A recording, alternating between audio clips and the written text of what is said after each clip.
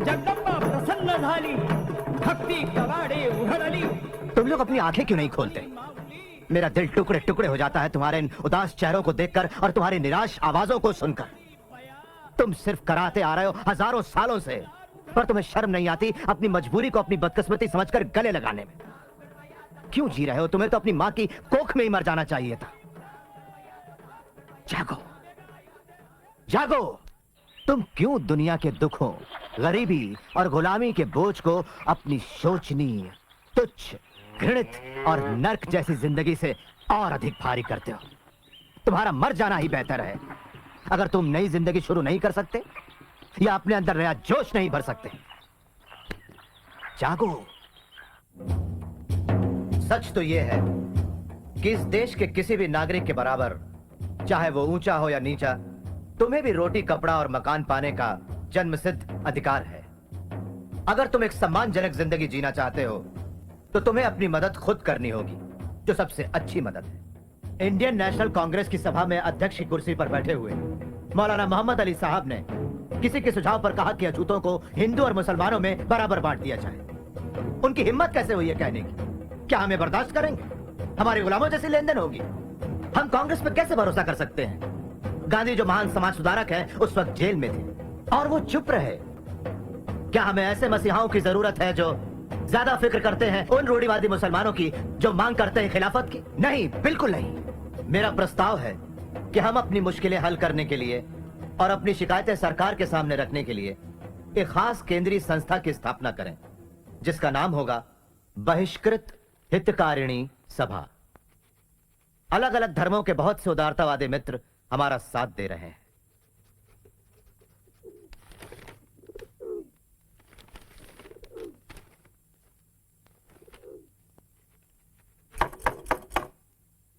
साहब, साहब, साहब, साहब। क्या चाहिए तुम्हें? इस घर में थोड़ी शांति नहीं मिल सकती? सुबह से कमरा बंद करके बैठे हैं, कुछ खाया तक नहीं। खाना नहीं खाऊंगा तो मर नहीं जाऊंगा मैं। तुम खा लो, मुझे कुछ देर के लिए अकेला छोड़ दो।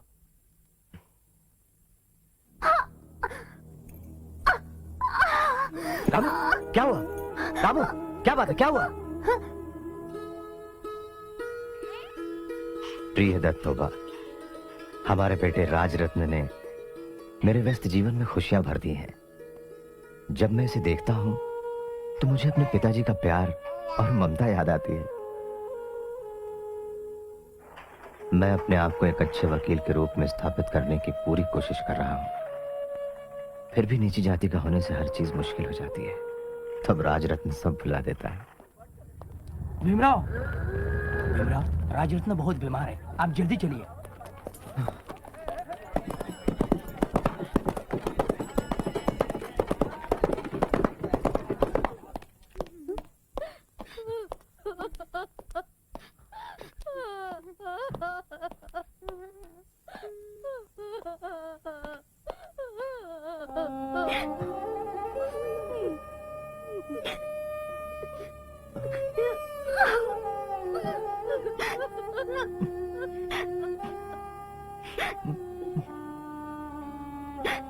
वो अशुभ घड़ी भी आ ही गई और राजरत्न भी हमें छोड़कर चला गया।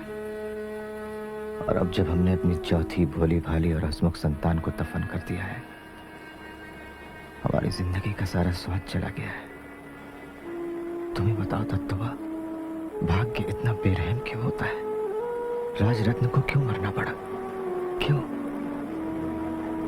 मैं भीमराव रामजी अंबेडकर बॉम्बे वैधानिक सभा का सदस्य मनोनीत किए जाने पर ये विधिवत प्रतिज्ञा लेता हूँ कि मैं महामहिम बादशाह सलामत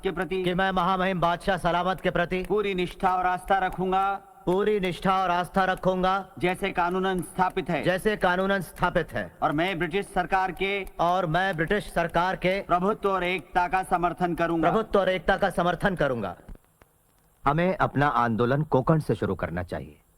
ये जगह बॉम्बे लेजिस्लेटिव काउंसिल के बोले प्रस्ताव के अंतर्गत आती है, जो कि अछूतों को सार्वजनिक जलाशयों से पानी पीने की इजाजत देता है। हम लोग महाड आंदोलन की शुरुआत चौदार तालाब को अछूतों के उपयोग के लिए खोलकर करेंगे। यहां से एक सामाजिक विद्रोह की शुरुआत होगी। और देखो, सहस्त्रबुद्धे, चित्रे और टिप्पणिस, तुम लोग गांव गांव में जाकर हजारों की संख्या में लोगों को इकट्ठा करो।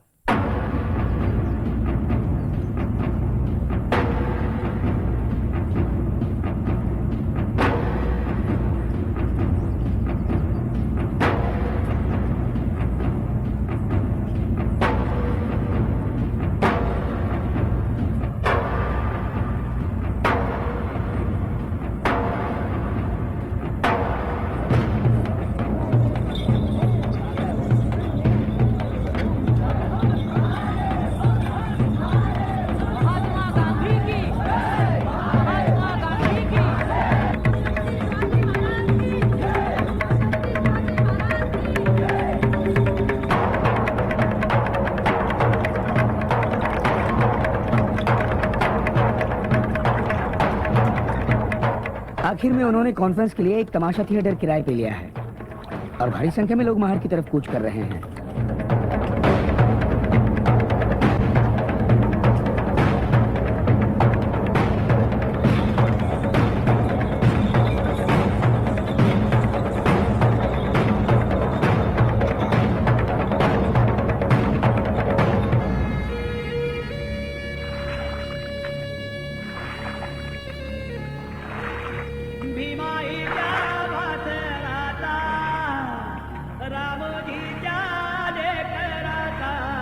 नमस्ते टिप्पणिस। नमस्ते मोरे। नमस्ते डॉक्टर साहब, आइए आइए। नमस्ते बाराम।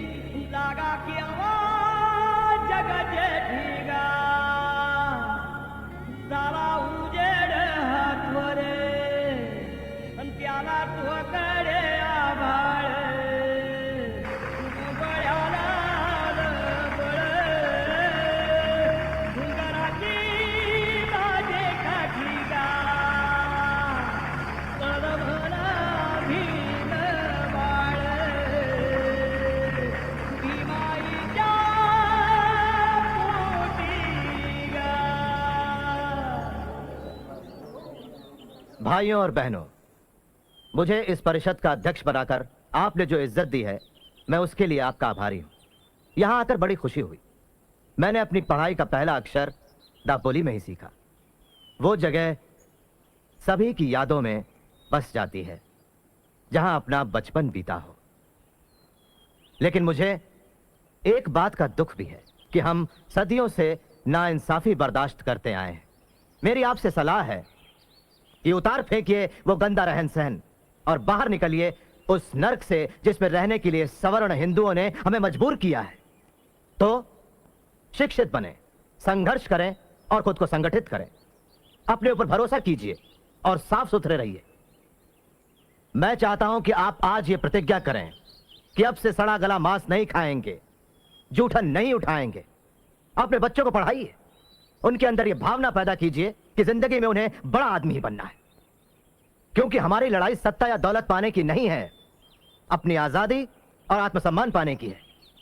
हम इंसाफ की राह पर हैं, इसलिए इस लड़ाई में हमारी हार का सवाल ही नहीं।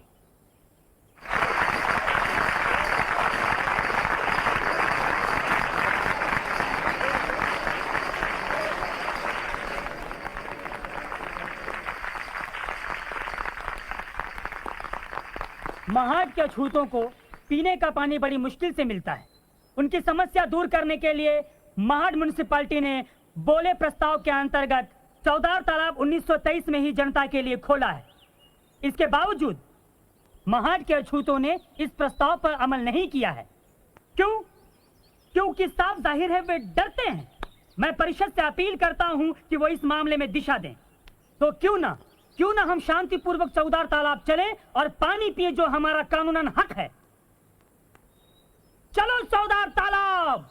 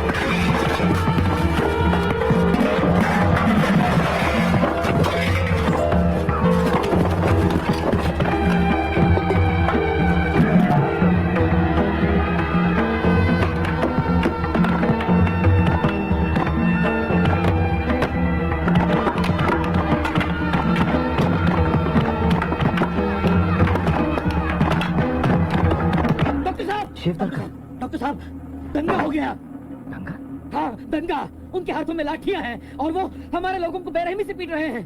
भगदड़ मची है, कुछ समझ नहीं आता। डॉक्टर साहब, आप उन्हें रोकिए।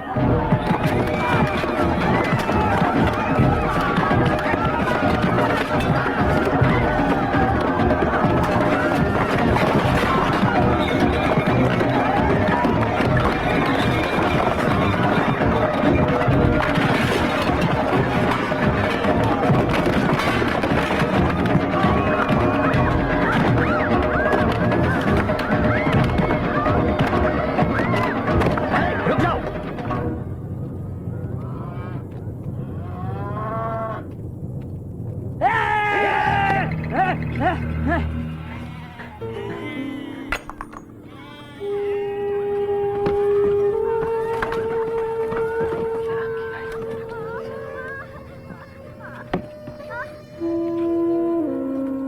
बेरहम जानवर, कितने वहशी हैं ये लोग।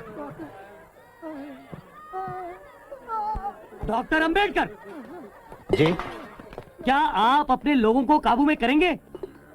अपने लोगों को? हाँ।